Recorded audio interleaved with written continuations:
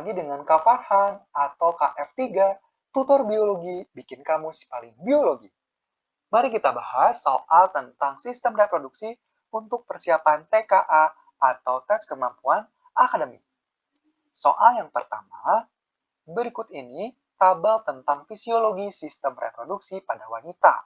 Pada pernyataan manakah siklus menstruasi dikatakan benar? Nah, di sini kita buktikan pernyataan mana yang benar dan salah. Pernyataan 1, hormon estrogen dan LH sangat penting agar ovulasi terjadi. Nah, ini tentunya benar ya. Jadi, menjelang ovulasi, hormon estrogen itu meningkat yang menyebabkan hormon FSH menjadi terhambat dan hormon LH menjadi menaik. Nah, ketika ovulasi, yang menyebabkan juga namanya follicle degrowth melepaskan oosit sekunder. Jadi terjadilah pelepasan sel telur atau ovulasi. Kemudian yang kedua, hormon estrogen menghentikan hormon FSH yang dihasilkan oleh kelenjar hipofisis lobus anterior. Benar ya, jadi estrogen ini akan menghambat pertumbuhan hormon FSH, kemudian akan meningkatkan hormon LH. Yang ketiga, fertilisasi ovum oleh spermatozoa terjadi di uterus. Nah, ini salah ya adik-adik. Karena fertilisasi itu terjadi di tuba Fallopi, bukan di uterus. Kalau uterus itu untuk tumbuh dan kembang yang namanya janin ya. Kemudian yang keempat, hormon FSH berfungsi merangsang ovarium, memproduksi hormon progesteron. Hormon FSH berfungsi merangsang ovarium, memproduksi hormon progesteron. Salah ya. Jadi hormon progesteron itu dirangsang oleh korpus luteum, bukan oleh hormon FSH. Kemudian yang terakhir, jumlah hormon estrogen dan progesteron selalu berfluktuasi di dalam darah. Benar ya? Jadi ketika siklus menstruasi, awalnya estrogen itu meningkat ya, menjelang ovulasi sampai ovulasi meningkat untuk menebalkan dinding rahim. Kemudian ketika pasca ovulasi, terjadi peningkatan hormon progesteron. Artinya penebalan dinding rahim itu kerjasama. Awalnya dilakukan oleh estrogen, kemudian dilakukan oleh progesteron. Jadi ini terjawab ya. Kita lanjutkan ke nomor 2. Perhatikan gambar proses pembelahan sel di bawah ini. Berdasarkan gambar di samping, pernyataan yang benar adalah kita langsung identifikasi ini pembelahannya apakah spermatogenesis atau oogenesis. Ada cara cepatnya. Cara cepatnya, adik-adik cek di paling bawah. Paling bawah ini semua selnya berkembang. Maka ini pasti spermatogenesis.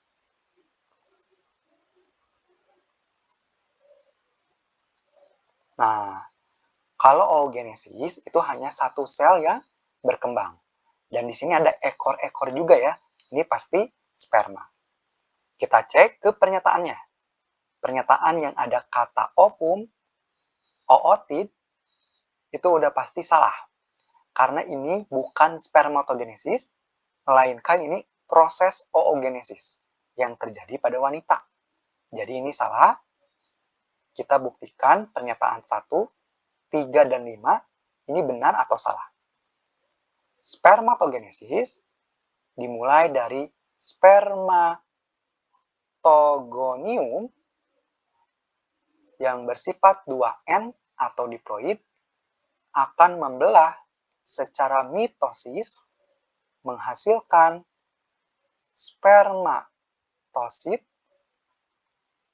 primer yang bersifat 2N juga atau diploid.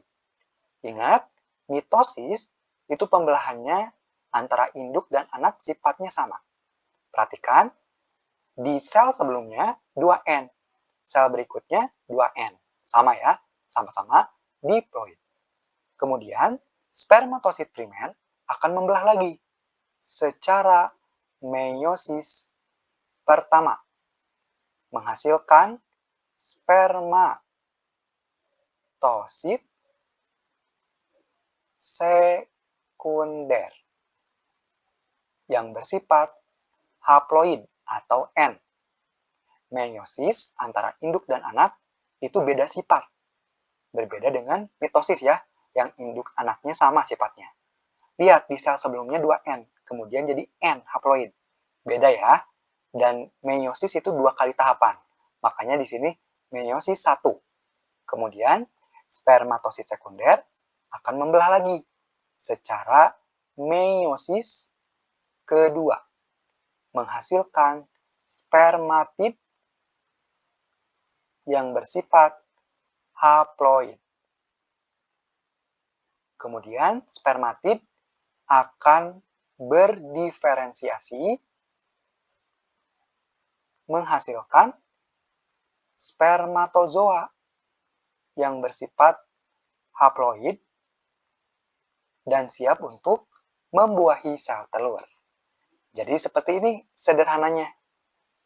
Kita buktikan pernyataan 1. Nomor 1 merupakan spermatosit primer yang memiliki sifat 2N.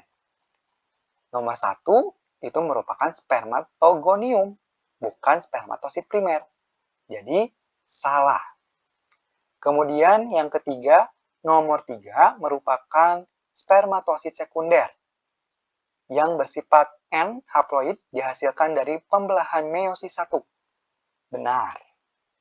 Yang terakhir, nomor 2 merupakan spermatosit primer yang diperoleh dari pembelahan mitosis. Benar. Next ke nomor 3. Pada gambar nomor 3 di bawah ini, yang termasuk long-term contraceptive method untuk mencegah pertemuan antara sperma dan ovum adalah jawabannya ada di IUD dan juga implan.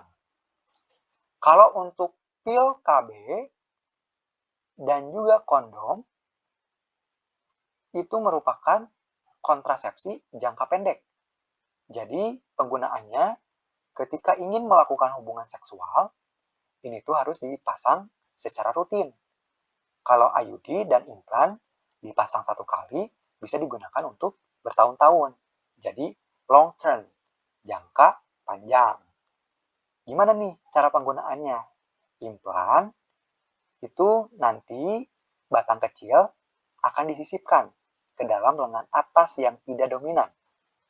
Di dalam batang kecil ini punya kandungan hormon progestin. Hormon ini berfungsi untuk mencegah ovulasi, pelepasan sel telur, kemudian akan menipiskan endometrium, yang ketiga akan mengentalkan serviks. Jadi nanti sperma itu akan kesulitan untuk mencapai tuba falopi. Kalau untuk IUD itu dibagi 2. Nah, ada apa aja? Ada IUD hormonal, ada juga IUD non-hormonal. Nah, bedanya kalau IUD hormonal punya kandungan hormon progestin yang sifatnya akan mengentalkan serviks dan juga akan menipiskan endometrium. Kalau untuk IUD non-hormonal, itu akan membuat lingkungan rahim menjadi tidak nyaman atau toksik. Jadi nanti sperma akan kesusahan ya untuk mencapai yang namanya tuba falopi. Coba perhatikan di sini. Nanti IUD itu dipasang di rahim, uterus. Kan tuba falopi di sini nih. Ketika sperma masuk, akan susah ya karena seperti ini keadaannya. Jadi jelas ya, jawabannya IUD dan implan untuk yang long term. Oke, jangan lupa like and share ke teman-teman kamu, dan sampai jumpa di pertemuan biologi berikutnya. Dadah!